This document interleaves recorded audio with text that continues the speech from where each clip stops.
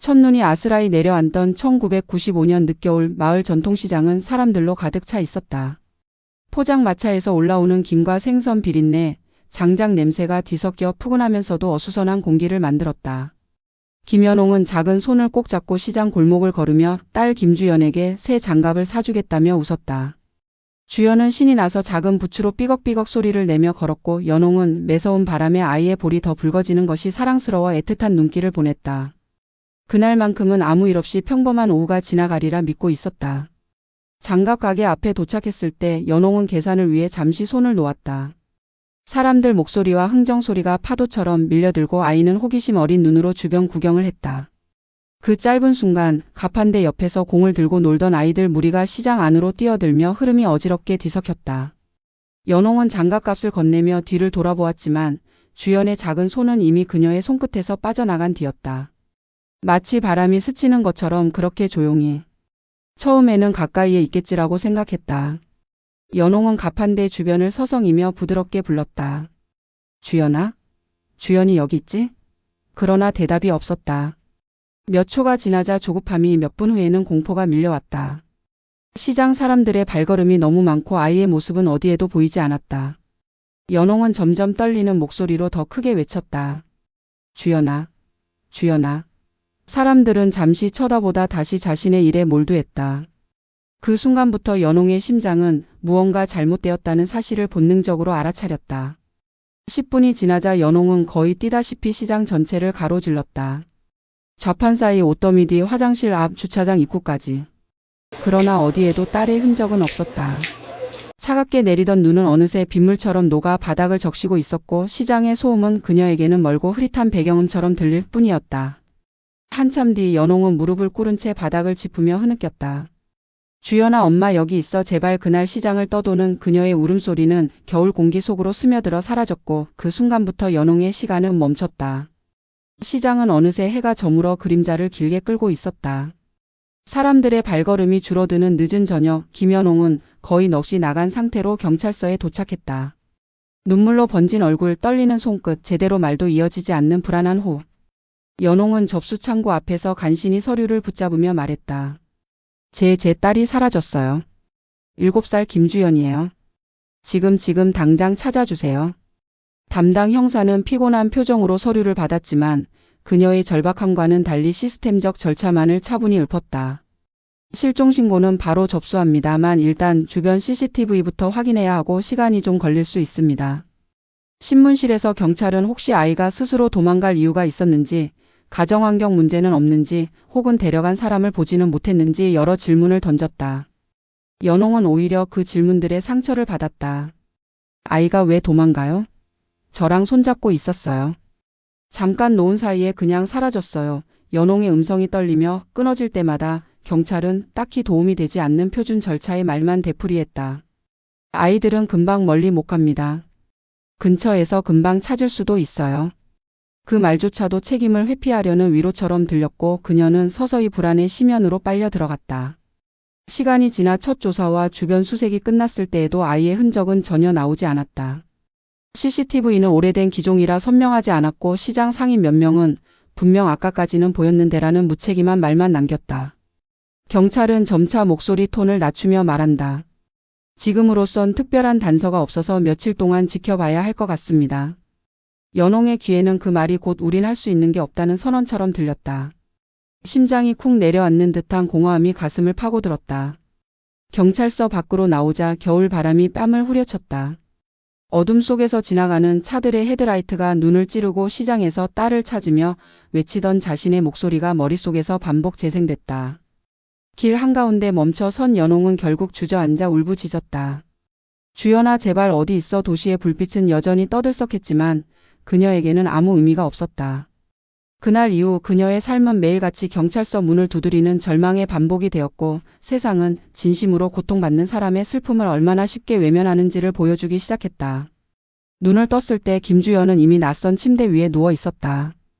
희미하게 번지는 형광등 불빛이 천장의 균열을 따라 길게 퍼져 있었고 곰팡내와 세제 냄새가 뒤섞인 차가운 공기가 폐 속으로 밀려들었다. 그녀는 몸을 일으키려 했지만 머리가 어지럽고 여기저기 멍든 통증이 퍼졌다. 주연의 첫 반응은 울음이었다. 엄마 어디 있어? 그러나 방은 낯선 언어를 주고받는 아이들로 가득했고 누구도 그녀의 말을 알아듣지 못했다. 그 순간 주연은 진짜로 집에서 멀리 떨어졌다는 사실을 처음 깨달았다. 주변 아이들은 신기한 눈길로 그녀를 둘러싸 보았다. 그들은 중국어로 무언가를 속삭였지만 주연에게는 전혀 의미가 없는 소리였다. 아이들은 손가락으로 그녀를 가리키고 이름을 묻는 듯한 표정을 지어 보였지만 주연은 더욱 작아졌다. 눈물만 볼을 타고 흘러내렸다. 보육원 직원이 다가와 주연을 복도로 데려가며 다정한 표정을 지어 보였지만 그녀의 말은 낯설고 멀었다. 그 직원은 주연에게 류메이라는 새 이름을 써준 종이를 건네며 이제 이게 너야라는 듯 미소 지었다. 단 하루 만에 자신의 이름조차 빼앗긴 순간이었다. 저녁이 되자 아이들은 배식대 앞에서 줄을 섰다. 금속 식판 위에 밥과 계란 조각이 놓였지만 주연은 젓가락조차 제대로 쓸 줄 몰랐다. 직원이 억지로 손을 잡아 가르쳐 주자 옆 아이들이 피식 웃었다. 그 웃음은 주연에게 견디기 힘든 모멸감으로 다가왔고 그녀는 결국 식판을 밀어내며 울음을 터뜨렸다. 그러나 이곳에서는 울어도 달려오는 사람이 없었다. 누구도 등을 토닥여 주지 않았다. 고아원에서는 눈물이 일상이었고 아이들은 울음에 별 관심도 없었다. 밤이 되자 주연은 얇은 담요 하나를 덮고 침대 위에 몸을 웅크렸다. 주변 아이들은 각자의 언어로 떠들다가 잠들었지만 그녀는 홀로 깨어 있었다. 고향의 냄새, 엄마의 체온, 한국말로 들리던 자장가 그 모든 것이 갑자기 끊겨버린 듯한 상실감이 가슴을 후벼 팠다. 그녀는 벽을 바라보며 조용히 혼잣말을 했다. 엄마가 올 거야, 나 데리러 올 거야. 어린 마음은 현실을 이해할 수 없기에 희망만이 버티는 유일한 힘이었다. 며칠이 지나면서 고아원 생활은 점점 주연의 감정을 무디게 만들었다. 직원들은 바쁘고 아이들은 생존하는 법을 먼저 배웠다. 누가 울어도 위로하는 법이 없었고 누가 쓰러져도 금방 일어나기를 바랐다. 그 안에서 주연은 한국어를 쓸 상대가 없어 혼잣말로만 중얼거렸다. 하지만 시간이 흐르자 그마저 줄어들었다. 언어는 잊혀지기 시작했고 그녀의 기억 속 엄마의 목소리도 점점 희미해졌다. 기억이 희미해질수록 그녀의 가슴은 더 깊은 빈 공간을 품어갔다. 고아원 직원들은 주연의 기록을 간단하게 작성했다. 중국 길거리에서 발견된 아이. 출생지는 불명. 중국어가 능숙하지 않음. 그들은 아이가 어디서 왔는지 어떤 사연이 있는지 질문하지 않았다. 단지 관리해야 할 아이 한 명일 뿐이었다. 주연은 그 방의 창문 틈으로 들어오는 바람을 맞으며 생각했다. 엄마가 나를 찾고 있을까? 내가 사라졌다는 걸 알까? 아무도 그녀에게 대답해 주지 않았다. 그리고 그 고요한 무관심 속에서 한 아이의 정체성과 과거는 서서히 지워져 가기 시작했다. 고아원에서 몇 달이 지나던 어느 날 김주연은 갑자기 깨끗한 옷을 갈아입히고 낯선 부부 앞에 세워졌다. 사람들은 웃으며 말했다. 이제 너희 가족이래. 그 말의 의미조차 완전히 이해하지 못한 채 주연은 작은 여행 가방 하나 들고 고아원 문을 나섰다. 문이 닫히는 순간 고아원 뒤뜰에서 들리던 아이들의 소음이 허공으로 사라졌고 그녀는 다시 한번 혼자가 되었다. 그날 밤 주연은 새로운 집에서 처음 잠들며 중얼거렸다. 엄마 여기까지 올 수 있어? 새 집은 깔끔했고 따뜻했다. 하지만 그 따뜻함은 주연을 위한 것이 아니었다. 입양 아버지는 아이를 바라볼 때마다 피로와 짜증이 섞인 표정을 지었고 입양 어머니는 정성스레 차려진 밥상 앞에서 딱 한마디만 했다. 과거는 잊어. 이제 넌 중국 아이야. 그 말은 칼처럼 주연의 마음에 박혔다. 무엇을 잊어야 한다는 건지 왜 잊어야 하는지 이해할 수 없었다. 단지 분명한 건 엄마라는 두 글자를 입 밖에 내는 순간 이 집에서는 사랑받을 수 없다는 사실이었다. 시간이 지나면서 주연은 한국말을 쓸 공간조차 잃었다. 아빠는 술에 취해 들어오면 큰 소리로 고함쳤고 쓸모없는 놈들 데려와서 돈만 들게 한다며 식탁을 발로 찼다. 주연은 그럴 때마다 놀라 가슴에 손을 얹고 눈을 꼭 감은 채 숨을 죽였다. 누군가 자신에게 화낼 때마다 어린 시절 마지막으로 들렸던 엄마의 떨리는 목소리가 겹쳐 들렸다. 주연아, 엄마 여기 있어. 그러나 그 목소리는 점점 희미해져 갔다. 지워지는 기억은 마치 두 번째 버려짐처럼 주연을 서서히 잠식했다. 학교에서도 그녀는 낯선 존재였다. 말투가 다르다는 이유로 조선애라고 놀림받았고 급식 시간엔 머뭇거리는 탓에 항상 맨 끝에서 남은 음식만 받아야 했다. 아이들은 주연의 도시락을 열어보고는 냄새 난다며 웃음을 터뜨렸다. 주연은 그저 고개를 숙이고 있었다. 한국에서 엄마와 먹던 따뜻한 김치찌개를 떠올리면 내가 뭘 잘못했을까? 왜 나는 어디에서도 환영받지 못할까? 그 질문은 어린 마음에 너무 무거웠다. 입양 어머니는 가끔 주연의 방을 열고 말했다. 그만 좀 울어. 여긴 내 친엄마가 올 곳이 아니야. 주연은 베개에 얼굴을 묻은 채 흐느끼며 속삭였다. 나도 알아 엄마가 여기 못 오는 거 하지만 말은 그렇게 했어도 어린 마음의 작은 곳에는 아니야. 엄마는 분명 나를 찾고 있을 거야 라는 희미한 희망이 살아 있었다. 그러나 해가 갈수록 그 희망조차 유지하기 어려웠다. 기억은 흐려졌고 한국의 거리 냄새, 엄마의 손, 자신이 어떤 옷을 입고 다녔는지조차 점점 지워졌다. 가끔 혼자 있을 때면 벽에 기댄 채 눈을 감고 한국어로 속삭였다. 엄마 나 여기 있어 나 잊지 마. 그 속삭임이 점점 작아질수록 주연은 스스로도 자신이 정말 한국 아이가 맞는지조차 의심하게 되었다. 그리고 어느 날 입양 아버지는 빚을 해결한다는 이유로 주연에게 잠깐 사람들과 함께 가라고 말했다. 이 작은 문장 하나가 그녀를 다시 세상의 어둠 속으로 내던질 비극의 시작이라는 걸 주연은 그때는 알지 못했다. 겨울이 막 지나 따뜻한 바람이 불기 시작하던 어느 오후 입양 아버지는 술에 절어 있었다. 그는 멍한 눈으로 주연을 바라보더니 갑자기 손목을 잡았다. 잠깐만 따라가. 금방 끝나. 말투는 무심했고 표정에는 어떤 부정적인 예감도 드러나지 않았다. 주연은 그 말을 믿고 그의 뒤를 따랐다. 어린 마음은 여전히 가족이라는 단어를 붙잡고 있었고 설마 자신을 해칠 리는 없다고 믿고 싶었다. 그러나 마음 깊은 곳에서는 설명할 수 없는 불안이 꿈틀거렸다. 차에 올라탄 순간 입양 아버지는 그녀에게 창밖을 보지 말라고 명령했다. 차는 오래된 도시 외곽을 벗어나 점점 인적이 드물어지는 길로 향했고 주연은 손에 힘을 주기 시작했다. 어느 순간 차가 정체 모를 창고 앞에 멈춰섰다. 낡은 철문 너머로 담배 냄새와 기름 냄새가 섞인 찌든 공기가 흘러나왔고 안쪽에 서 있는 남자 셋이 주연을 향해 눈길을 던졌다. 입양 아버지는 그들에게 조용히 다가가 마치 물건을 건네듯 주연의 팔을 밀었다. 데려가라. 돈은 약속대로. 이 말은 주연의 세상을 한 번 더 뒤집었다. 남자들은 말을 섞을 생각도 없이 주연을 끌고 창고 안으로 들어갔다. 주연이 울음을 터뜨리며 돌아보자 입양 아버지는 눈을 피했다. 그녀가 마지막으로 본 것은 문틈 사이로 빠르게 사라지는 그의 뒷모습이었다. 그 뒷모습은 마치 모든 관계를 잘라내듯 냉담했고 주연은 그 순간 두 번째로 버려졌다는 사실을 본능적으로 느꼈다. 왜 그래 아빠 그 말은 공중에서 허무하게 사라졌다. 창고 안에는 다른 아이들도 있었다. 대체로 조용했고 공포에 짓눌려 서로를 쳐다보지도 못했다. 주연은 덜덜 떨리는 숨을 삼키며 직원들에게 소리쳤다. 저기요. 집에 갈래요? 잘못 온 거예요. 그러자 한 남자는 비웃으며 중국어로 말했다. 집? 넌 이제 집 없어. 돈이 필요하면 사람은 팔리는 거야. 그 말은 잔혹한 사실을 너무 담담하게 말했다. 소리 높여 울던 주연은 그 문장을 이해하는 순간 울음이 목에 걸려 더 이상 나오지 않았다. 밤이 되자 아이들은 트럭 뒤쪽 공간으로 한 줄씩 태워졌다.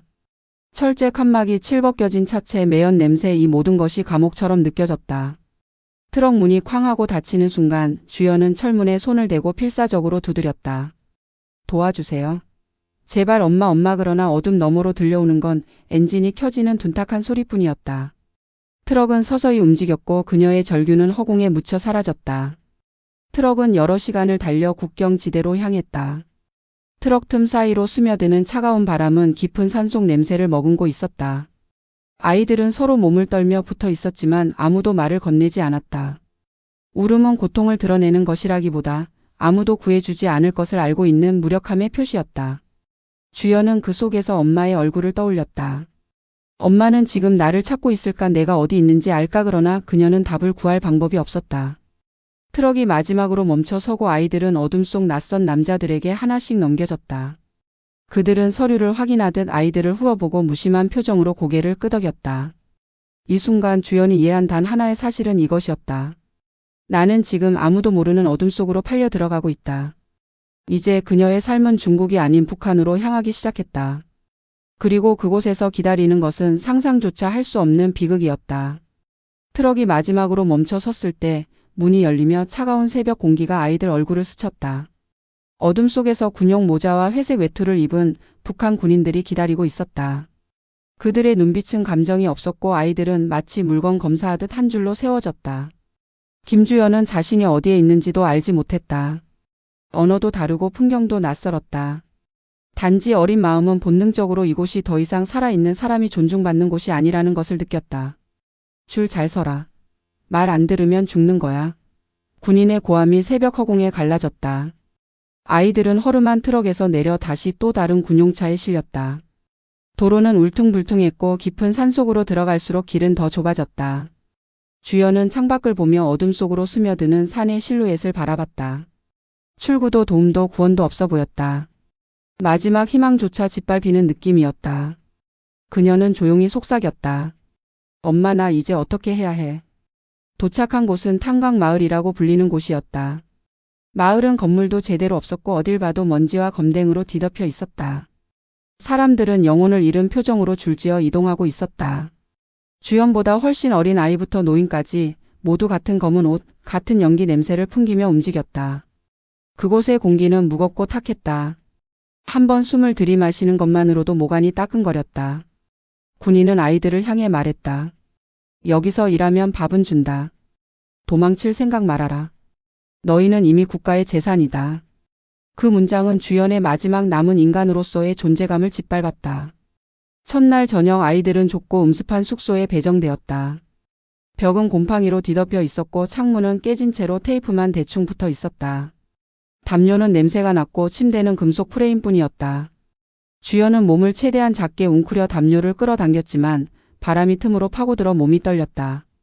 언니, 우리 여기 오래 있어야 해? 옆자리에 작은 아이가 떨리는 목소리로 물었다. 주연은 대답할 수 없었다. 이곳에서 얼마나 오래라는 질문은 의미조차 없었다. 일부는 며칠, 일부는 몇 달, 일부는 그 자리에서 영원히 사라질 수도 있었다. 다음 날 진짜 지옥이 시작됐다. 아직 어린 몸으로 머리에 무거운 석탄 바구니를 이고 칠흑 같은 갱도로 들어가야 했다. 안은 숨쉬기조차 어렵고 흙과 석탄 가루가 코와 입 안으로 들어왔다. 주연은 몇 번이나 숨을 헐떡이며 주저앉았다. 그때마다 감시자는 곡괭이 손잡이로 등을 후려쳤다. 일 안 하면 밥도 없어. 그 한마디에 아이들은 다시 기어서라도 움직였다. 주연은 너무 힘들어 울고 싶었지만 눈물조차 제대로 흘릴 힘이 없었다. 울면 혼나고 멈추면 맞고 다치면 버려지는 곳. 지옥의 규칙은 단순했다. 며칠 후 사고가 일어났다. 같이 일하던 한 소년이 갱도 안에서 돌에 깔려 움직이지 못하게 되었다. 그는 고통으로 신음을 내며 손을 뻗었지만 누구도 도와주지 못했다. 감시자는 시큰둥한 표정으로 말했다. 이 녀석은 끝났네. 계속들 움직여. 아이들은 죽어가는 동료 옆을 지나쳐 일해야 했다. 그날 밤 주연은 이불을 뒤집어 쓰고 작은 흐느낌을 흘렸다. 여기서 살아서 나갈 수 있을까? 하지만 그 모든 절망 속에서도 주연은 단 하나의 기억을 붙잡고 버텼다. 엄마의 손, 엄마의 얼굴, 마지막으로 들었던 따뜻한 숨결. 그 기억 하나가 이 지옥 속에서도 자신이 완전히 죽지 않도록 잡아주는 유일한 빛이었다. 탄광 생활이 몇 년째 이어지던 어느 날 김주연은 더 이상 시간이 흐르는지조차 느끼지 못했다. 사람들의 얼굴은 늘 그 이름으로 뒤덮여 있었고 서로의 이름조차 잊은 지 오래였다. 하루에 한 번 주어지는 옥수수죽을 먹고 무너질 듯한 갱도 속으로 들어가 일하고 밤이면 숨소리마저 조용히 유지해야 했다. 이곳에서 희망을 말하는 건 금지된 것과 같았다. 희망은 곧 처벌의 대상이었다. 그러나 그날은 조금 달랐다. 갱도 입구에서 주연은 낯선 남자의 시선을 느꼈다. 감시자가 아닌 분명 다른 의도를 가진 눈빛이었다. 그 남자는 일반 노동자로 위장하고 있었지만 행동이 달랐다. 다른 사람들은 눈을 피하고 기계처럼 움직였지만 그는 끊임없이 주변을 확인하고 있었다. 주연이 그 옆을 지나가려던 순간 남자는 속삭이듯 말했다. 도망가고 싶지 않나? 그 한마디는 주연의 심장을 크게 뛰게 했다. 뭐라고요? 그는 눈을 굳게 뜨며 다시 말했다. 살고 싶으면 오늘 밤 이 근처로 와라. 아니면 평생 여기에서 썩는다. 주연은 두려웠다. 탈출은 상상조차 해본 적 없었다. 이곳에서 도망치다 잡히면 공개 처형되거나 다시는 빛을 보지 못하는 지하 감옥에 갇힌다는 것을 모두 알고 있었다. 그럼에도 불구하고 그 남자의 목소리는 너무 단호했고 너무 인간이었다. 마치 이곳에서 잊고 지내던 사람다운 말투였다. 그 따뜻함이 주연의 심장을 흔들었다. 해가 저물고 다시 어둠이 깔릴 무렵 주연은 이불 속에서 몸을 웅크린 채 고민했다. 만약 도망치다 죽으면 그래도 지금보단 나을까? 이대로 여기서 평생을 살다 죽는 것보단 탄광에 끌려온 아이들 중 많은 이들이 이미 죽었고 살아남은 이들은 인간성을 잃어가고 있었다. 주연은 자신이 더 늦기 전에 움직여야 한다는 걸 깨달았다. 그녀는 떨리는 손으로 가슴을 쥐며 조용히 속삭였다. 엄마, 나 살아서 돌아갈 수 있을까? 약속된 시간 주연은 몰래 숙소를 빠져나갔다. 달빛이 희미하게 비추는 산길은 썰렁했고 위험했다. 그 남자 박성호 탈북 브로커는 이미 거기 서 있었다. 성호는 손전등조차 켜지 않은 채 숨을 죽이고 있었다. 그는 주연을 보자마자 재빨리 손목을 잡았다. 늦었어. 빨리 가야 해. 그의 손은 따뜻했고 그 온기에 주연은 처음으로 살아볼 수 있다는 희망을 느꼈다. 탈출은 시작되었다. 성호는 지도를 꺼내 속삭였다. 우린 지금 감시선 바로 아래에 있어. 조금만 가면 경비가 약해지는 구간이 있어. 그걸 지나면 강이 보일 거야. 주연은 숨이 막힐 것 같았지만 두 발은 성호의 발을 따라 움직였다. 심장은 터질 듯 뛰었고 발자국 소리가 너무 크게 들릴까 두려웠다. 그녀는 계속 뒤를 돌아봤다.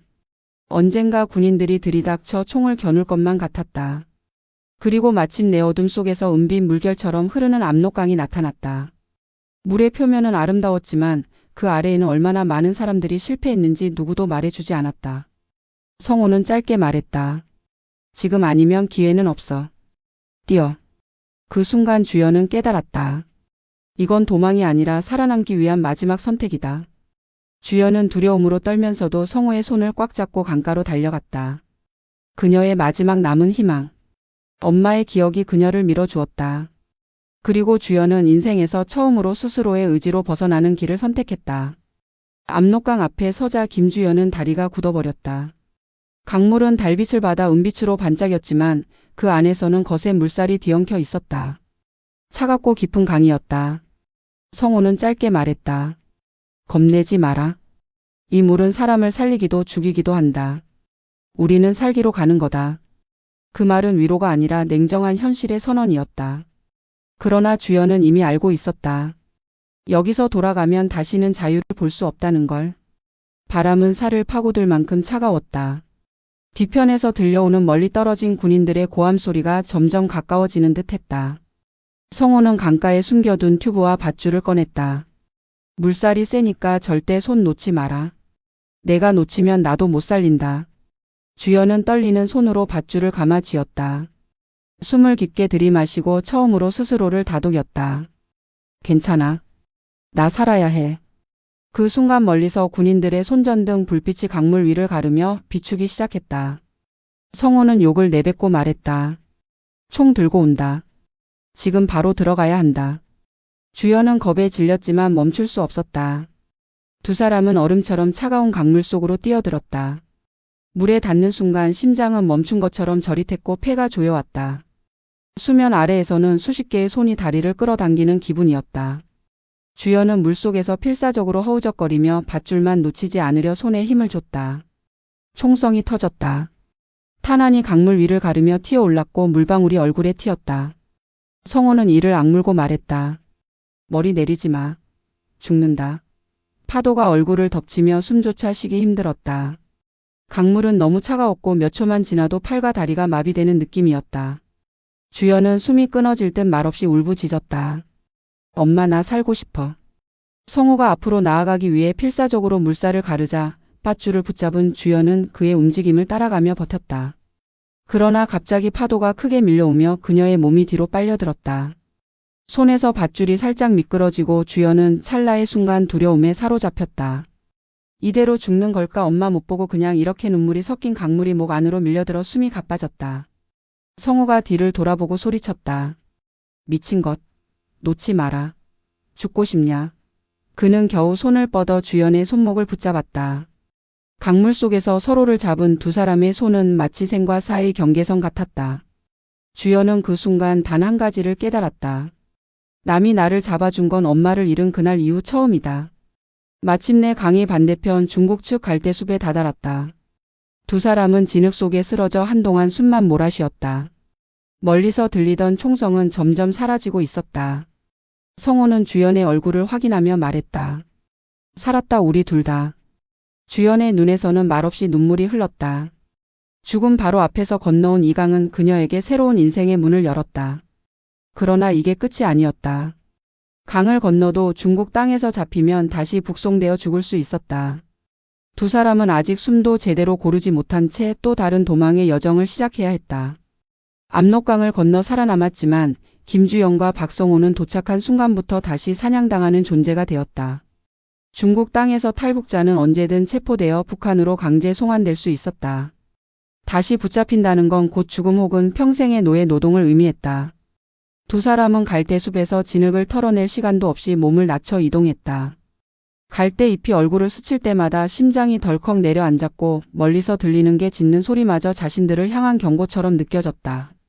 주연은 성호의 뒤를 조용히 따르며 살아있다는 게 이렇게 두려울 수도 있다는 걸 처음 배웠다. 성호는 국경지대에 익숙한 사람이었다. 그는 지도를 펴지도 않고 방향을 잡아 움직였고 어디에 감시대가 있는지, 어디에 열감지 카메라가 설치됐는지, 어느 길이 안전한지를 정확히 알고 있었다. 주연은 그런 그를 보며 묘한 안도감을 느꼈다. 북한에서 한 번도 느껴보지 못한 누군가가 자신을 이끌어주는 느낌. 그건 오랜 시간 잃어버렸던 감각이었다. 밤이 깊어지자 성호는 작은 농가 뒤편 폐창고에 몸을 숨겼다. 창고 안에는 오래된 자루와 농기구가 먼지를 뒤집어 쓴 채 쌓여 있었다. 주연은 축 늘어진 몸을 겨우 기댔다. 얼마나 더 가야 해요? 숨을 몰아쉬며 묻는 그녀에게 성호는 짧게 말했다. 일단 하루는 숨어야 한다. 지금 돌아다니다 잡히면 끝이다. 그 말은 잔인하지만 사실이었다. 주연은 무릎을 끌어안고 떨리는 몸을 감싸며 깊은 밤을 버텼다. 이불도 난방도 없는 차가운 어둠 속에서 두 사람의 숨소리만 희미하게 메아리쳤다. 창고에 숨어있던 첫날 밤 주연은 너무 피곤했지만 잠들지 못했다. 눈을 감을 때마다 강물에 휩쓸리던 순간 탄광에서 쓰러진 아이들, 군인들의 총구가 떠올랐다. 그러나 가장 마음을 찢어놓는 건 따로 있었다. 엄마, 제가 많이 변했어요. 혹시 나를 알아볼 수 있을까? 기억 속의 엄마는 따뜻했지만 그 기억조차 흐릿해지고 있었다. 그녀는 두 손으로 얼굴을 감싸며 숨죽여 울었다. 성호는 아무 말 없이 그녀의 울음이 가라앉을 때까지 자리를 지켜주었다. 이틀째 되던 날 성호는 배고프다는 주연에게 작은 빵과 물을 건넸다. 이 정도밖에 못 구했다. 빵은 딱딱하고 물은 금방 식어버렸지만 주연에게는 그 어떤 호화로운 식사보다 큰 의미였다. 누군가 자신을 위해 음식을 가져다 준 일, 누군가 자신을 살아남아야 할 사람으로 바라본 일, 그건 북한에서 그리고 입양 가정에서조차 한 번도 느껴보지 못한 감정이었다. 그녀는 눈물 섞인 목소리로 말했다. 고마워요. 며칠간의 도피 생활 동안 두 사람은 여러 은신처를 전전했다. 좁은 헛간, 버려진 버스, 공사 현장, 컨테이너, 어디든 숨기만 하면 그곳이 집이었다.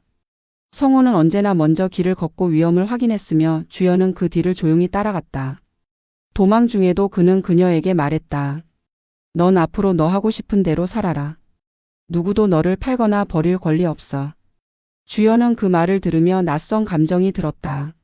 자기 삶을 선택할 자유, 그런 건 태어나서 단 한 번도 가져본 적 없었다. 어느 비오는 날 밤 두 사람은 작은 절 옆에 있는 낡은 처마 아래 숨어 있었다. 빗물이 줄줄 떨어지는 그곳에서 주연은 조심스럽게 성호에게 물었다. 왜 저를 도와주는 거예요?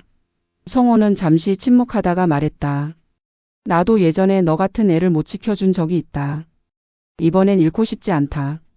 그 순간 주연의 마음 깊숙한 곳이 흔들렸다. 누군가가 자신을 지키고 싶다고 말한 건 생애 처음이었다. 그러나 도피의 끝은 아직 보이지 않았다. 중국 공안의 감시는 계속되고 있었고 탈북자를 찾는 검문이 강화되고 있었다. 두 사람은 계속 숨고 계속 달려야 했다. 그리고 그 과정을 거치며 성호는 주연의 삶에 깊이 스며들기 시작했다. 그녀가 다시는 잃고 싶지 않은 사람으로. 도피 생활이 몇 주를 넘어갈 즈음 김주영과 박성우는 어느새 말하지 않아도 서로의 속도에 맞춰 걷고 말하지 않아도 서로의 표정을 읽는 사이가 되어 있었다. 서로를 믿지 않으면 단 하루도 버틸 수 없는 현실, 그러나 그 믿음이 조금씩 따뜻한 무언가로 바뀌고 있었다. 주연은 성호의 걸음소리만 들려도 마음이 안정됐다. 혼자였던 시간이 너무 길었던 그녀에게 성호는 처음으로 혼자가 아니라는 증거였다. 어느 날 밤 둘은 버려진 공장 건물 한 구석에서 몸을 웅크리고 있었다. 창문은 깨져 있었고 바람이 틈새로 스며들었지만 서로의 체온은 바람보다 따뜻했다. 주연이 손을 비비며 말했다. 왜 이렇게 저는 늘 누군가에게 버려지는 걸까요?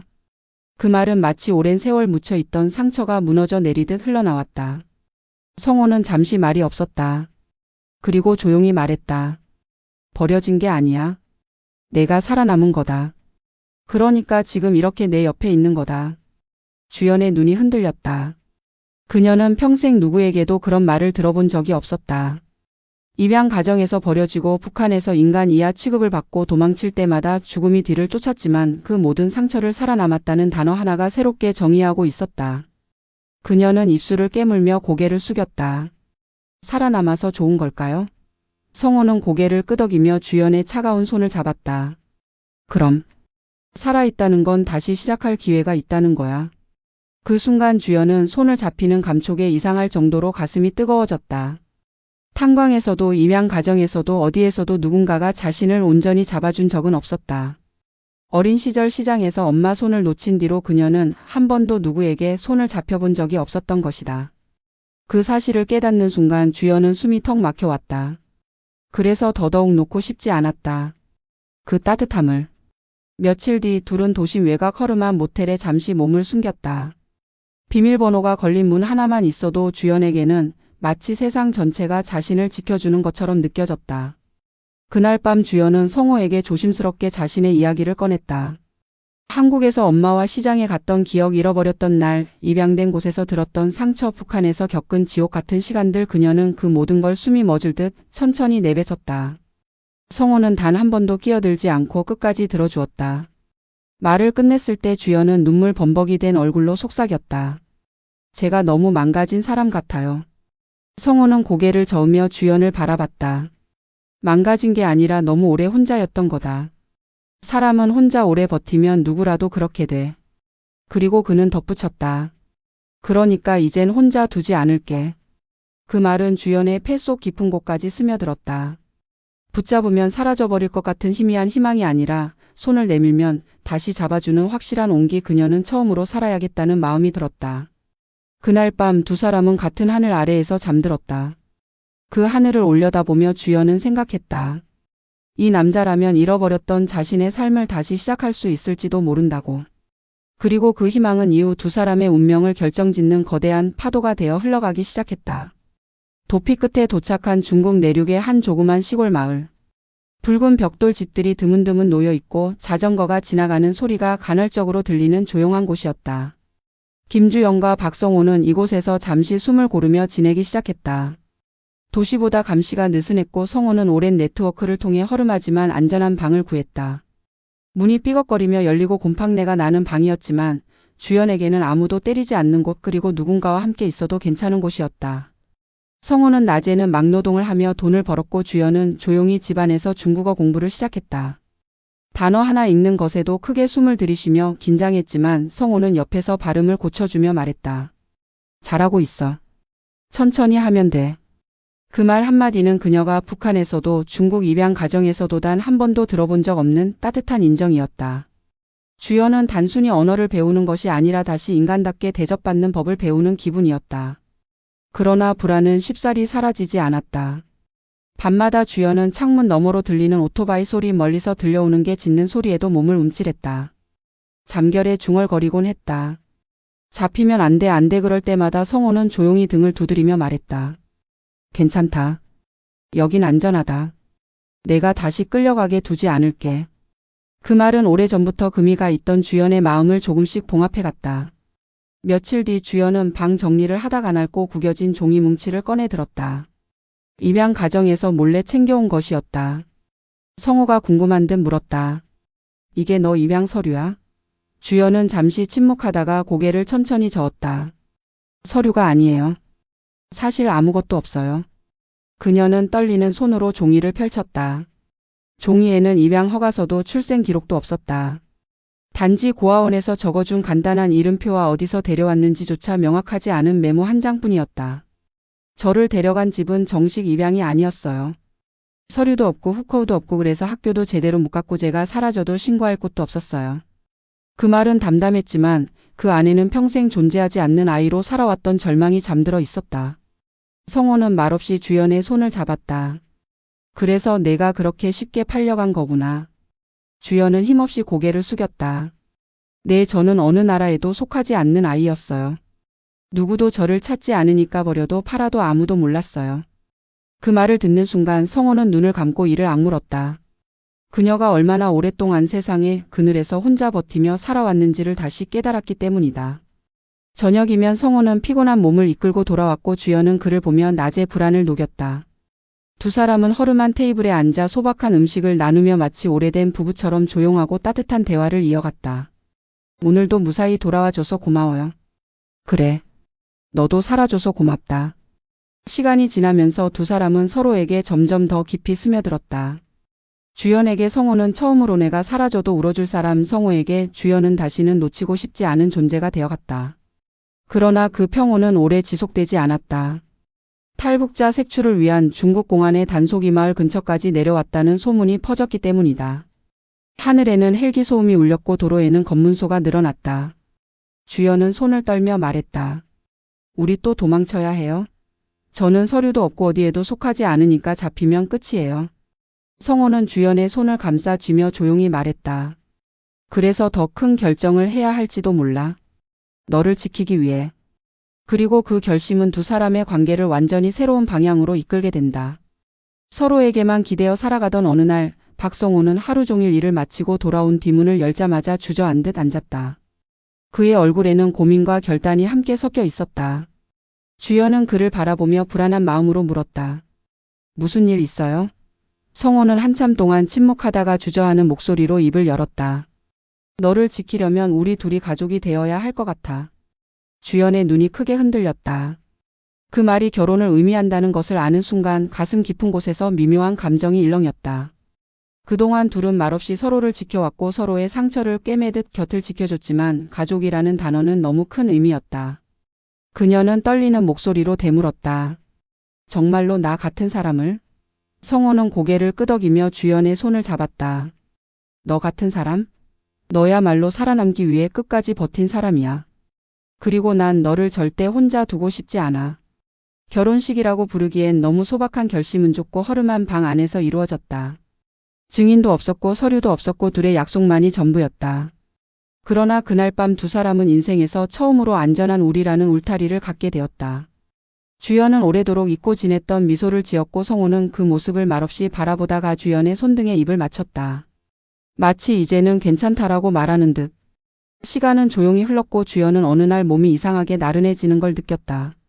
처음엔 그저 피곤한 줄 알았지만 한 달, 두 달 결국 작은 진료소에서 임신이라는 말을 들었을 때 그녀는 그대로 의자에 얼어붙었다. 제가 진짜 엄마가 된다고요? 눈앞이 흐려지고 숨조차 제대로 쉬기 어려웠다. 그 얼마나 오래전부터 엄마라는 단어는 그녀에게 슬픔으로만 존재해 왔던가. 그녀는 스스로 그 자격이 있는지조차 두려웠다. 성호는 주연이 떨리는 손으로 초음파 사진을 보며 울짝의 옆에 조용히 앉았다. 주연아, 이 아이는 우리가 다시 태어나라고 준 선물이야.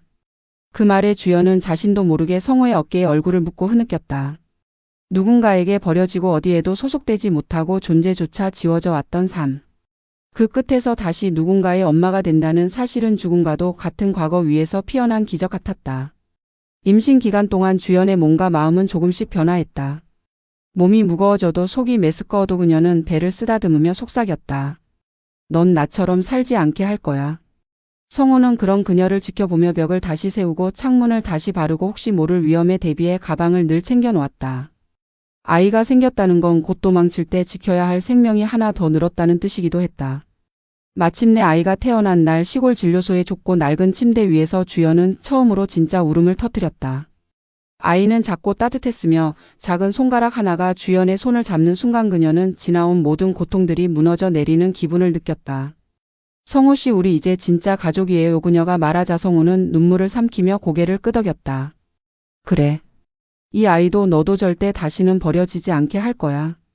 그러나 행복은 그들에게 유일한 선물이 아니었다. 아이의 출생신고를 준비하던 순간 주연은 다시 현실의 벽과 마주해야 했다. 신분이 없는 엄마는 아이에게도 신분을 물려줄 수 없다. 아이 역시 존재하지 않는 아이가 될 수도 있다는 사실이 날카롭게 가슴을 찔렀다. 그 장면을 통해 두 사람은 비로소 깨닫게 된다. 가족을 지키려면 더 멀리 더 위험한 길을 가야 한다는 것을. 아이의 탄생 이후 김주영과 박성호의 삶은 이전과는 전혀 다른 결이 생겼다. 작은 방 안에 울려 퍼지는 아이의 울음소리는 두 사람에게 살아있다는 증거 그리고 새로운 시작의 음악 같았다. 주연은 하루 종일 아이를 품에 안고 그 작은 손가락, 숨결, 체온에 온 마음을 빼앗겼다. 그녀는 처음으로 누군가에게 완전히 필요한 존재가 되었다는 안도감을 느꼈다. 성호는 일을 마치고 집에 돌아오면 항상 가장 먼저 아이를 찾았다. 그의 손에 들어온 아기는 작은 체구지만 성호의 인생에서 가장 무거운 책임이기도 했다. 우리 애 참 잘생겼네. 그가 그렇게 속삭일 때면 주연은 믿기지 않는 행복에 눈이 젖곤 했다. 한때 존재하지 않았던 아이로 살아온 자신에게의 작은 생명은 세상에서 가장 귀한 기적이었다. 그러나 행복의 그림자는 언제나 얇았다. 출생신고를 하러 조그만 행정사무소에 갔을 때 직원은 서류를 훑어보다가 주연에게 물었다. 산모 후커우는 어디 있습니까? 그 질문은 마치 날카로운 칼날처럼 그녀의 가슴을 찔렀다. 주연은 침묵했고 성호는 조심스럽게 대신 대답했다. 사정이 좀 있습니다. 다른 방법이 없습니까? 직원은 단호하게 말했다. 신분 없는 산모에게는 출생 등록이 불가합니다. 법적으로 아이는 존재할 수 없어요. 그날 밤 주연은 아이를 품고 한참을 울었다. 북한에서 노예처럼 일하던 시간보다 중국에서 버려졌던 어린 시절보다의 순간이 더 무서웠다. 자신처럼 존재하지 않는 아이로 아이가 살아가야 할 수도 있다는 사실. 성호 씨, 난 우리 애가 나처럼 살게 하고 싶지 않아. 그녀의 목소리는 부서진 도자기처럼 금이 갔다. 성호는 조용히 주연의 어깨에 손을 올렸다. 방법을 찾자. 너도 우리 아이도 다시는 누구에게도 빼앗기지 않게. 그러나 그의 표정은 굳어 있었다. 그도 알고 있었다. 신분을 얻는 일이 얼마나 위험한 선택을 요구하는지. 그리고 그 위험은 언젠가 다시 두 사람을 삼키러 올지도 모른다는 것을. 며칠이 지나자 주연은 혼자 있을 때 불안감이 몰려오는 걸 느꼈다. 어느 날 아이를 재우며 문득 창밖을 보는데 마을 초입에서 낯선 남자들이 경찰과 대화를 나누는 모습이 보였다. 심장이 멎을 듯 뛰었다. 이방인처럼 보이는 사람들, 낯선 차량, 조금이라도 의심스러운 움직임, 그 모든 것이 주연을 과거로 끌어당겼다. 밤이면 성호가 돌아오기 전까지 문틈에 귀를 대고 인기척을 확인했다. 아이를 가슴에 꼭 안고 숨을 참으며 혹시 오늘이 마지막 날일까? 혹시 들킨 걸까? 타는 듯한 불안이 그녀를 짓눌렀다. 그리고 어느 날 밤 문득 성호가 심각한 얼굴로 말했다. 주연아, 공안이 이 근처까지 내려왔다는 소문이 있어. 탈북자 색출한다더라. 그 한마디는 오랫동안 애써 쌓아 올린 그녀의 평온을 무너뜨렸다. 주연은 떨리는 손으로 아이를 꽉 안았다. 우리 또 도망쳐야 해요? 성호는 그녀의 눈을 바라보며 작게 고개를 끄덕였다. 너와 아이를 지키려면 우리는 더 큰 결정을 해야 할지도 몰라. 주연은 숨을 삼켰다. 성호가 말하지 않아도 그녀는 알고 있었다. 그 큰 결정은 지금까지 걸어온 어느 길보다 훨씬 위험하고 훨씬 절박하고 그리고 그녀의 삶을 완전히 뒤바꿔 놓을 것임을. 그 순간부터 두 사람은 다시 한번 운명을 바꿀 결심을 준비하게 된다. 시간은 조용히 흘러갔다. 아이의 웃음과 울음이 작은 방 안을 가득 채우는 동안 주연과 성호는 마치 오랫동안 꿈꿔왔던 삶을 잠시나마 살고 있었다. 하지만 그 평온은 오래 버티지 못했다. 점점 더 많은 낯선 사람들이 마을에 들어오기 시작했고 어느 날은 공안 차량이 마을 초입에 서 있는 모습을 주연이 직접 보았다. 그날 밤 주연은 창문 아래 숨어 아이를 꽉 안은 채 떨고 있었다. 마치 과거의 모든 공포가 한꺼번에 되살아나는 것 같았다. 성호는 일을 마치고 돌아오자마자 그녀의 초조한 표정을 보고 말없이 옆에 앉았다. 그리고 한참 동안 아무 말도 하지 않았다. 말을 꺼내야 한다는 걸 알고 있었지만 그 말이 주연의 인생을 또 한 번 뒤흔들 것을 알고 있었기 때문이었다. 주연이 조심스레 물었다. 성호 씨, 무슨 일 있어요? 그녀의 목소리는 너무 가늘었다. 불안과 기대가 동시에 섞여 떨리고 있었다. 잠시 후 성호는 어려운 결심을 하듯 천천히 고개를 들었다. 그리고 아주 조용히 말했다. 한국으로 가야 할 것 같아. 순간 주연의 심장이 깊게 내려앉았다. 한국. 7살에서 멈춰 있던 기억. 엄마를 마지막으로 본 그 시장. 그리고 그 후 30년 동안 단 한 번도 돌아갈 수 없다고 믿었던 나라. 한국은 너무 멀잖아요. 그리고 너무 위험해요. 주연의 목소리는 금방이라도 꺼질 것처럼 떨렸다. 성호는 그녀의 손등을 감싸 쥐었다. 그 손은 그동안 수많은 위험을 지나온 사람의 손이었다. 그러나 지금은 그 손이 그녀에게 안전을 약속하는 유일한 다리였다. 여기서 더는 버티기 힘들어. 주연아, 너는 신분도 없고 아이 출생신고도 못했잖아. 우리 잡히면 모든 게 끝이야. 그 말은 잔인하게 들렸지만 그 누구보다도 주연이 먼저 알고 있는 진실이었다. 자신이 존재하지 않는 사람이었다는 사실. 그리고 그 운명이 이제 태어난 아이에게까지 이어질지도 모른다는 사실. 주연은 아이를 품에 꼭 안았다. 작고 따뜻한 아이의 숨결이 가슴 깊은 곳을 찌르며 올라왔다. 그럼 우리 어디로 가야 하는데요? 성호는 잠시 말을 고르듯 숨을 몰아쉬다가 천천히 대답했다. 남쪽으로 내려가면 우릴 도와줄 수 있는 브로커가 있어. 믿을 만한지는 모르지만 그 사람한테 가야 할 것 같아. 주연은 천천히 고개를 들었다. 눈에는 두려움과 희망이 동시에 담겨 있었다. 정말 우리가 갈 수 있을까요? 성호는 흔들리는 자신을 다잡고 단호하게 말했다. 가자. 넌 평생 도망만 치며 살았잖아. 이젠 너와 우리 아이가 당당히 사람으로 살 수 있는 곳으로 가야 해. 그 말은 주연의 가슴을 깊게 울렸다. 그녀는 조용히 고개를 끄덕였다. 네, 성호 씨, 우리 가요. 그날 밤 두 사람은 작은 방 위에서 조용히 서로의 손을 잡았다. 밖에서는 바람 소리가 가볍게 흔들렸지만 그 바람 속에서 두 사람의 결심은 더 단단하게 굳어지고 있었다. 그리고 그 결심은 그들의 인생을 완전히 새로운 길로 이끌게 된다. 목숨을 건 여정. 다시는 돌아갈 수 없는 길. 그리고 30년 만에 기적처럼 이어질 운명의 재회를 향한 첫 걸음이었다. 한국으로 가겠다는 결심을 한 뒤부터 두 사람의 하루는 완전히 달라졌다. 아이의 웃음이 방 안을 채우는 동안에도 불안은 늘 그림자처럼 따라붙었다. 공안 차량이 마을 근처까지 내려왔다는 소문은 주연의 심장을 조여왔고 문틈에서 스치는 바람 소리조차 누군가 찾아온 것처럼 느껴졌다. 성호는 새벽마다 가장 먼저 마을을 나갔다. 벽돌을 나르고 폐공장에서 철거 일을 하고 손바닥이 피로 젖어 돌아오는 날도 많았다. 주연은 그런 그의 손을 잡으며 울었다. 이렇게까지 안 해도 돼요. 하지만 성호는 웃으며 말했다. 우리가 한국에 가려면 이 정도는 해야지. 그 말 뒤에는 말하지 않은 두려움이 선명히 자리 잡고 있었다. 며칠 후 성호는 위험을 무릅쓰고 브로커를 다시 만나러 갔다. 허름한 찻집 구석에 앉아 담배를 피우던 브로커는 성호를 보자마자 곧장 물었다. 돈은? 그의 말투에는 사람을 숫자로만 보는 건조함이 배어 있었다. 성호는 반밖에 모으지 못한 돈을 테이블에 올려놓았다. 남은 건 조금만 시간을 줘. 브로커는 봉투를 들고 흔들며 비웃었다. 시간? 내가 시간 많은 애였으면 여기까지 안 왔겠지. 그러더니 의미심장한 목소리로 말했다. 근데 말이야, 내 부인 꽤 예쁘더라. 서류 만드는 건 돈 말고도 방법이 있지. 그 말이 떨어지는 순간 성호의 얼굴이 돌처럼 굳었다. 그는 낮게 말했다. 그딴 소리 또 하면 거래 끝이다. 브로커는 어깨를 으쓱하며 미안하다는 듯 웃었지만 그 웃음 뒤에 섬뜩한 기운이 있었다. 그날 밤 성호는 평소보다 훨씬 늦게 돌아왔다. 주연은 아이를 품에 안고 떨고 있었다. 문이 열리자마자 그녀는 성호에게 달려갔다. 무슨 일 있었어요? 성호는 한참 침묵 끝에 입술을 떼었다. 그 인간 우릴 도와주는 게 아니야. 지금은 우리가 절박하니까 돈을 더 뜯어내려는 거야. 주연은 숨이 막혀 아이를 꽉 안았다.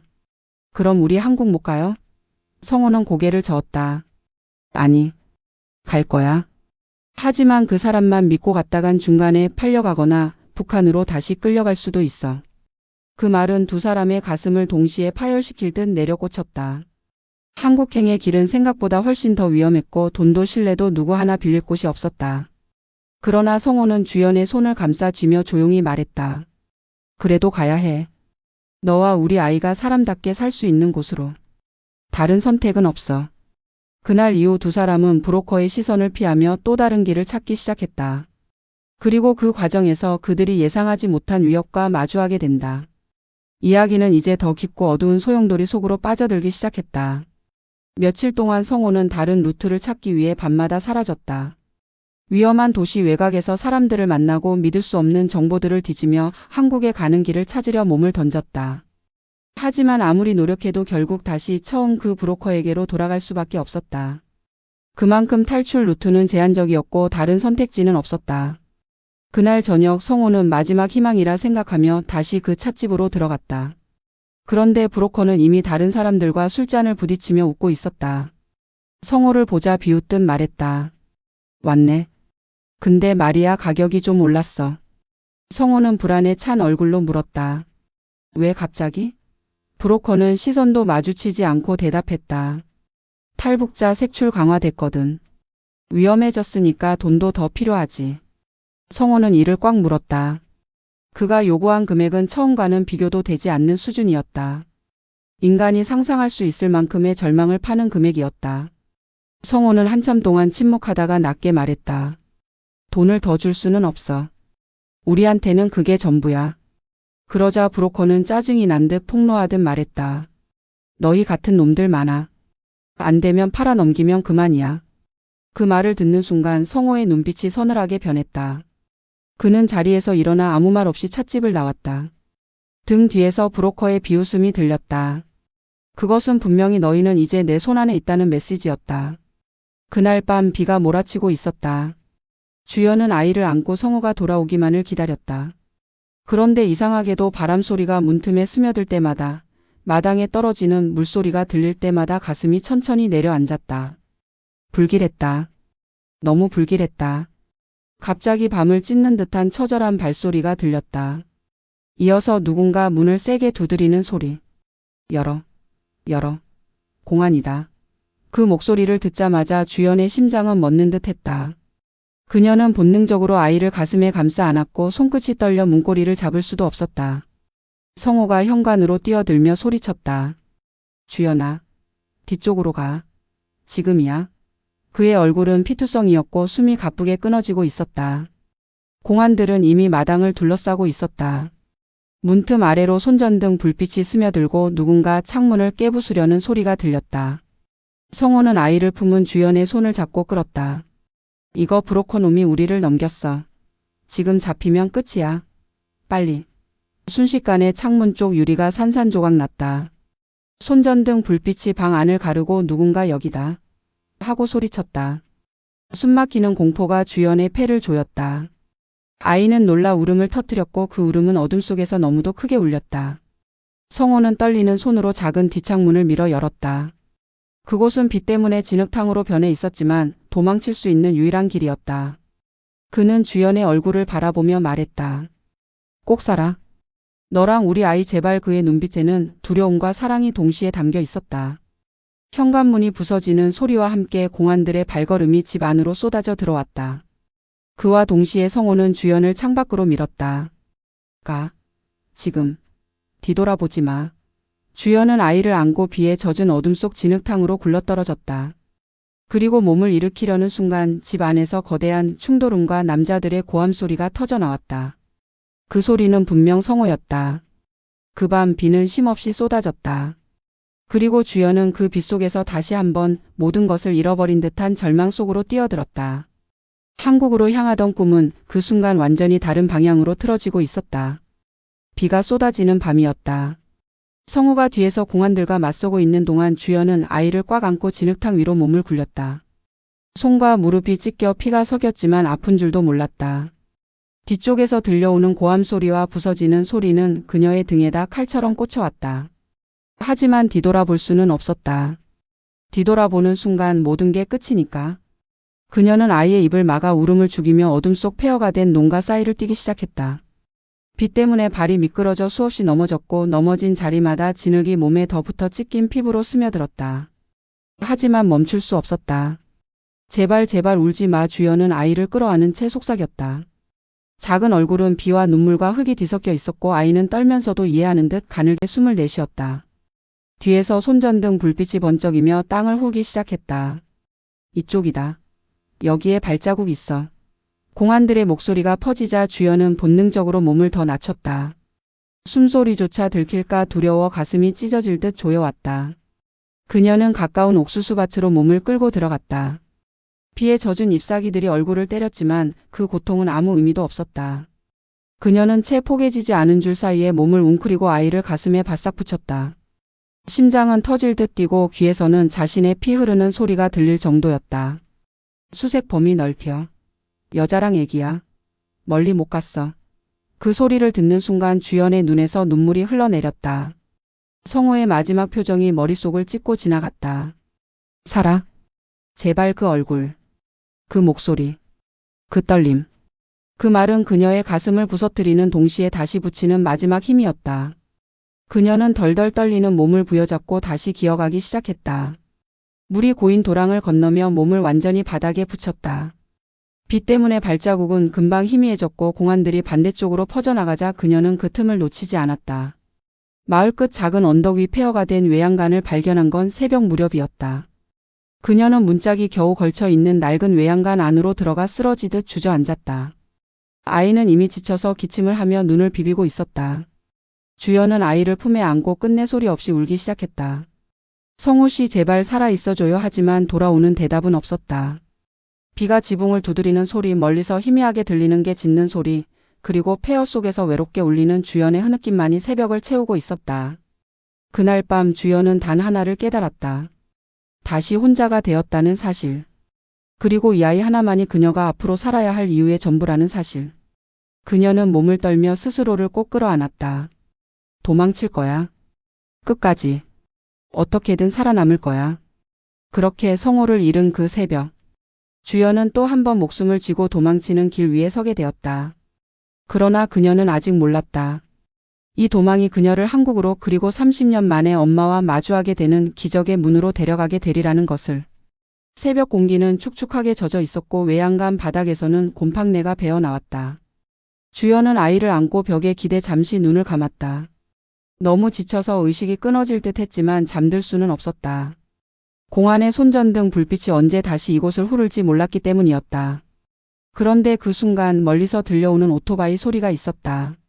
처음엔 지나가는 소리겠지 했지만 점점 가까워졌고 결국 외양간 근처에서 멈췄다.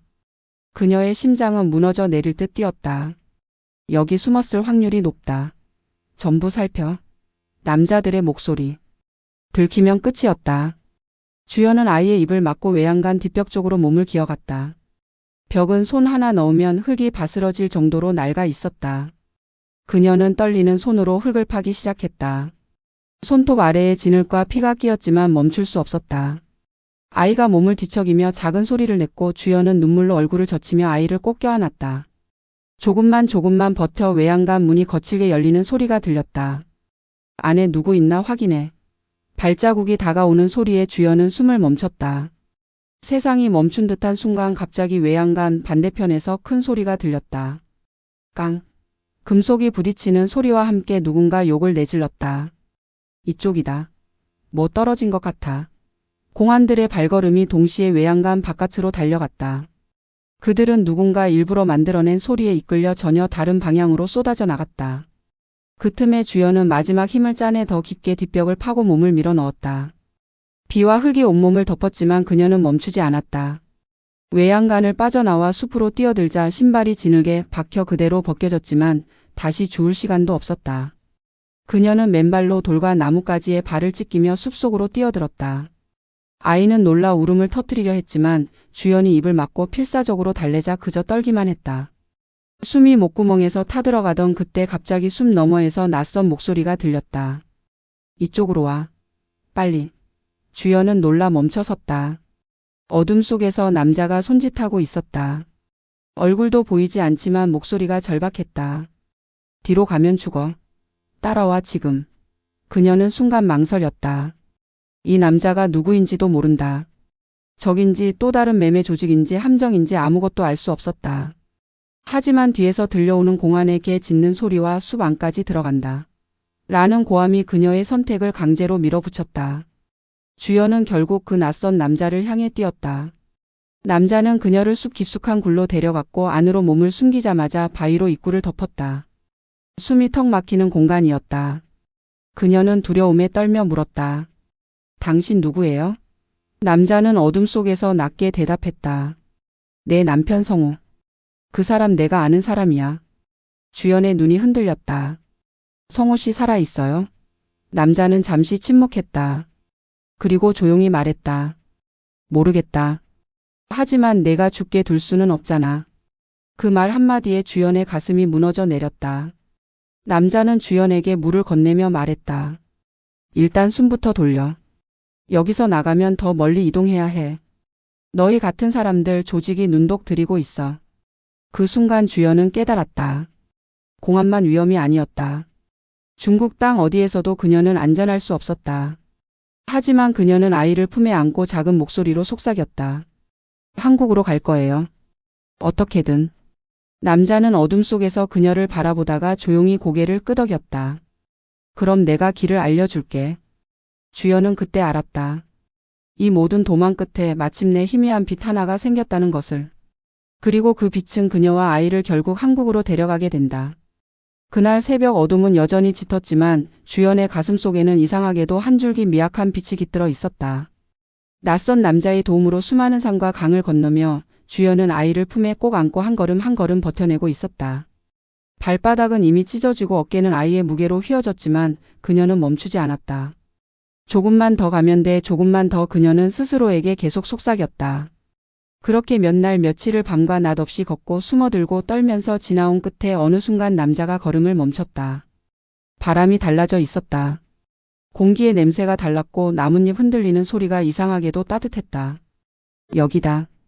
남자의 목소리는 낮고 조용했지만 그 한마디는 번개처럼 주연의 온몸을 울렸다. 여기가 어디예요? 떨리는 목소리로 묻자 남자는 아주 천천히 말했다. 여기서 조금만 더 가면 한국 경계선이야. 그 말을 듣는 순간 주연의 무릎이 그대로 풀렸다. 눈물이 쏟아져 바닥에 떨어졌다. 30년. 무려 30년 동안 돌아가지 못했던 나라.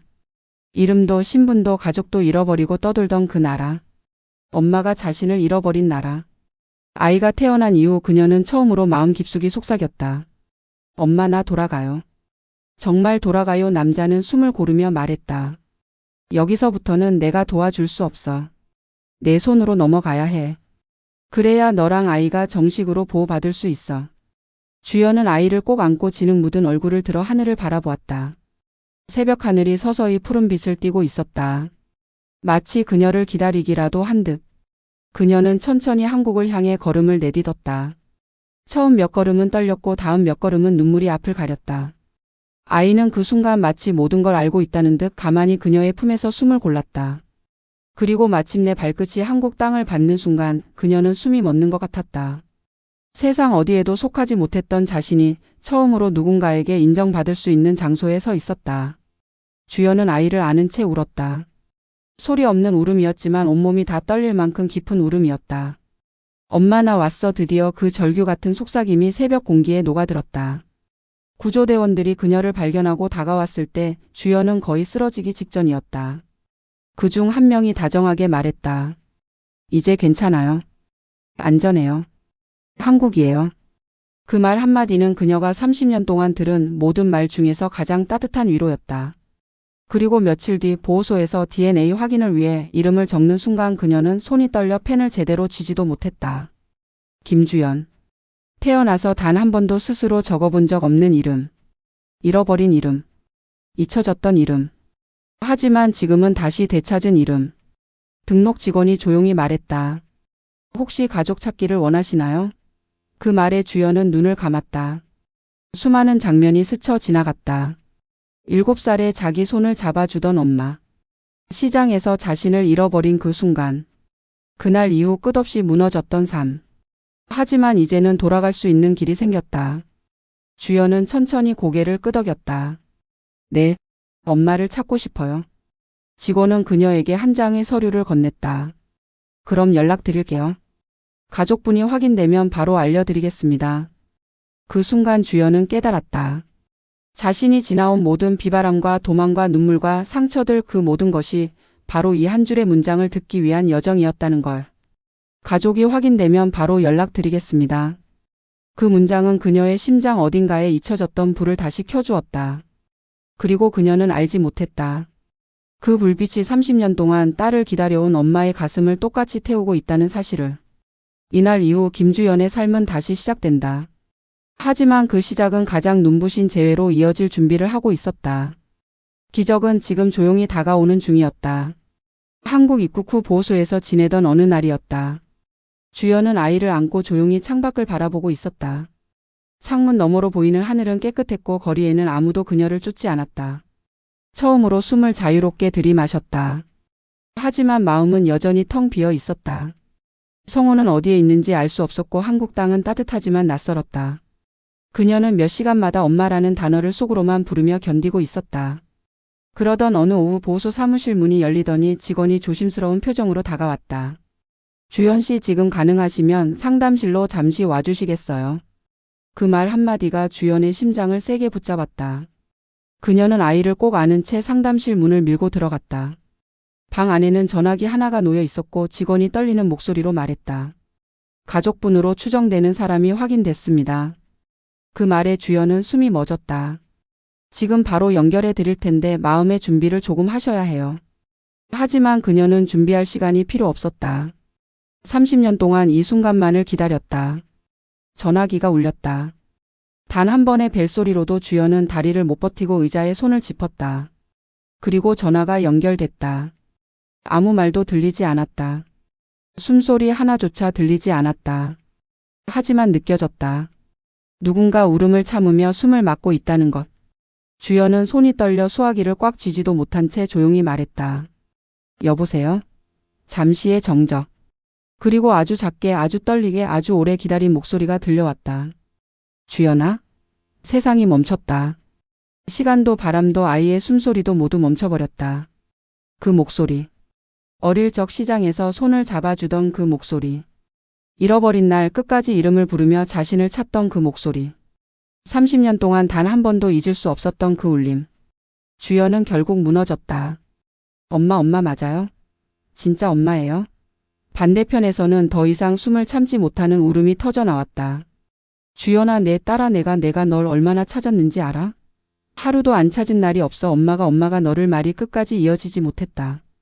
울음이 목을 막아 소리가 떨렸다. 주연의 눈에서는 뜨거운 눈물이 쏟아져 내렸고 몸은 온통 떨리고 있었다. 엄마 나 살아있었어 나 여기까지 왔어 아이가 놀라 그녀의 얼굴을 만지려고 손을 뻗었지만 주연은 숨을 몰아쉬며 수화기를 품에 안고 있었다.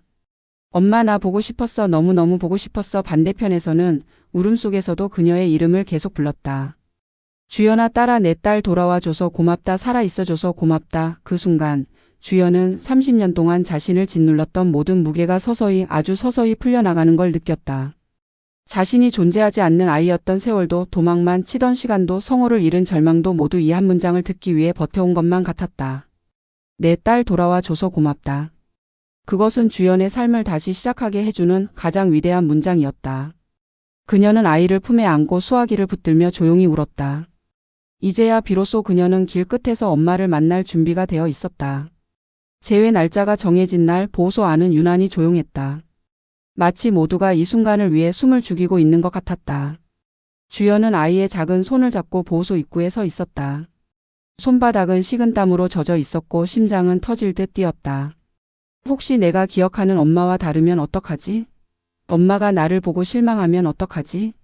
30년 동안 너무 많은 시간이 흘렀는데 수천 개의 질문이 머릿속을 지나갔지만 어느 것도 답을 찾을 수 없었다. 그때 문 밖에서 누군가의 숨찬 발소리가 들렸다. 보호소 직원이 문을 열어 젖히며 말했다. 오셨습니다. 주연의 온몸이 굳어버렸다. 숨을 들이쉬지도 내쉬지도 못한 채 문 쪽을 바라보았다. 아주 천천히 누군가가 문을 밀고 들어왔다. 그 순간 주연의 눈에 한 여자가 보였다. 머리는 희끗해졌고 얼굴에는 깊은 시간이 새겨져 있었지만 주연은 단번에 알았다. 엄마였다. 김연옥. 30년 동안 단 한 번도 딸을 찾는 것을 멈춘 적 없는 엄마. 주연의 무릎이 그대로 힘을 잃었다. 아이를 안고 있던 그녀는 그대로 바닥에 주저앉으며 떨리는 목소리로 속삭였다. 엄마? 그 한마디에 문가에 서 있던 엄마의 얼굴이 허물어지듯 무너졌다. 엄마는 입으로 손을 틀어막은 채 울부짖듯 말했다. 주연아. 엄마는 달리듯 주연에게 다가왔다. 주연은 아이를 꼭 안은 채 울면서 말했다. 엄마 나 맞아 나 주연이야. 두 사람의 거리는 몇 걸음밖에 되지 않았지만 그 몇 걸음을 건너는데 30년이 걸렸다. 엄마는 주저앉은 딸을 끌어안았다. 두 사람의 몸이 부딪히는 순간 누군가의 가슴 속에서 억눌린 시간이 폭발했다. 울음이 터졌다. 말이 되지 않는 울음. 세상을 잃고 살아왔던 동안 쌓이고 쌓인 걸 한 번에 쏟아내는 울음. 주연아 우리 주연이 살아있었구나. 우리 딸이 살아있었어. 엄마는 딸의 머리를 끌어안고 눈물과 콧물과 떨림을 모두 쏟아냈다. 주연은 엄마의 품에서 숨을 몰아쉬며 울었다. 엄마 미안해. 내가 더 일찍 올 걸 더 빨리 왔어야 했는데. 엄마는 주연의 얼굴을 두 손으로 감싸고 흔들며 말했다. 아니야, 아니야. 내 딸아, 넌 잘 왔다. 살아서 돌아온 것만으로도 엄마는 더 바랄 게 없다. 30년 동안 서로의 품을 그토록 그리워했지만 다시 만난 이 순간에는 설명이 필요 없었다. 서로의 온도, 피부 떨림만으로도 모든 걸 알 수 있었다. 그때 주연의 품에서 아이가 깔깔 웃으며 손을 내밀었다. 엄마는 그 작은 손을 보고 또다시 울음을 삼켰다. 이 아이가 내 아이니? 주연은 눈물로 젖은 얼굴을 들며 고개를 끄덕였다. 엄마, 이 아이는 나한테 준 기적이에요. 이 아이 아니었으면 나는 한국까지 못 왔어. 엄마는 손 떨리는 손으로 아이의 볼을 쓰다듬었다. 아이는 낯선 할머니 얼굴을 가만히 바라보다가 작은 웃음을 보여주었다. 그 웃음은 30년 동안 사라지지 않았던 어둠을 순간에 걷어내는 빛 같았다. 보호소 직원들은 숨을 죽이며 그 장면을 지켜보고 있었다. 땅 위 어느 가족보다 조용하고 어느 재해보다 뜨겁고 어느 눈물보다 오래된 눈물이 흐르고 있었다. 주연은 엄마 품에서 속삭였다. 엄마, 나 이제 안 떠나. 도망도 안 갈 거야. 엄마 곁에 있을게. 엄마는 딸을 꼭 끌어안으며 말했다. 그래, 이제 절대 안 놔. 다시는 안 놓칠 거야. 그 순간 주연은 깨달았다. 그녀가 지나온 모든 어둠과 상처와 고통은 결국 이 한 장면을 위해 존재했던 것이라고. 그리고 그날 30년 만에 잃어버린 딸이 돌아온 이 재회는 그 어떤 기적보다도 더 큰 기적이었다. 시간이 조금 흘렀다. 재회 후 주연은 보호기관의 도움으로 작은 월세집을 얻어 아이와 함께 생활을 시작했다. 엄마 김연홍은 매일같이 찾아와 음식을 해주고 아이를 안아주고 30년 동안 하지 못했던 모든 사랑을 조금씩 채워넣고 있었다. 하지만 현실은 영화처럼 갑자기 완벽해지지 않았다. 주연은 한국말이 서툴렀고 일자리를 찾는 것도 쉽지 않았다. 출근길에 아이를 맡길 곳이 없어 몇 번이나 발걸음을 돌려야 했고 생계를 위해 서빙 일과 청소 일을 전전하며 몸이 지칠 때도 많았다. 어떤 날은 피곤함에 버스에서 잠들어 정류장을 놓치고 어떤 날은 과거의 기억이 불쑥 떠올라 가슴이 조여오는 날도 있었다. 그녀의 삶은 여전히 쉽지 않았다. 그래도 주연은 매일 아침 눈을 뜨면 조용히 스스로에게 말했다. 오늘도 살아보자. 오늘도 포기하지 말자. 엄마는 그런 딸을 바라보며 늘 이렇게 말했다. 주연아, 너는 살아남은 게 아니라 살아내 온 거야. 그만큼 강한 사람이 어딨니? 어느새 아이는 자라 웃음소리가 집안에 가득해졌다. 주연은 그 웃음을 들을 때마다 30년의 어둠 속에서 자신을 붙잡아준 단 하나의 이유가 무엇인지 깨달았다. 사랑. 엄마를 향한 사랑. 아이를 향한 사랑. 그리고 결국 자기 자신을 향한 사랑. 하루하루 먹고 살기 바쁜 현실 속에서도 주연은 조금씩 달라지고 있었다. 사람을 피하던 시선이 서서히 맞춰지기 시작했고 누군가의 따뜻한 말 한마디가 더는 낯설지 않았다. 무엇보다 그녀는 더 이상 도망치는 사람이 아니었다. 이제는 걷는 사람이었다. 앞으로 나아가는 사람이었다. 삶은 기구했고 너무 잔인했고 부서질 만큼 아팠다. 하지만 주연은 포기하지 않았다. 그 덕분에 결국 도착했다. 엄마의 품으로. 자신이 태어난 나라로. 아이에게 안전한 미래를 줄 수 있는 삶으로. 그리고 무엇보다 다시 웃을 수 있는 자리로. 카메라는 마지막으로 주연을 비춘다. 아이를 안고 아침 햇빛 속으로 걸어가는 작은 뒷모습. 그녀는 여전히 힘들게 일하고 여전히 하루하루 버티며 살아가지만 이제 그녀는 알고 있다. 인생이 아무리 기구해도 포기하지만 않으면 행복은 반드시 길을 찾아온다는 것을. 그리고 그 사실을 증명하듯 그녀의 발걸음은 오늘도 묵묵히 그러나 분명히 앞으로 나아가고 있었다.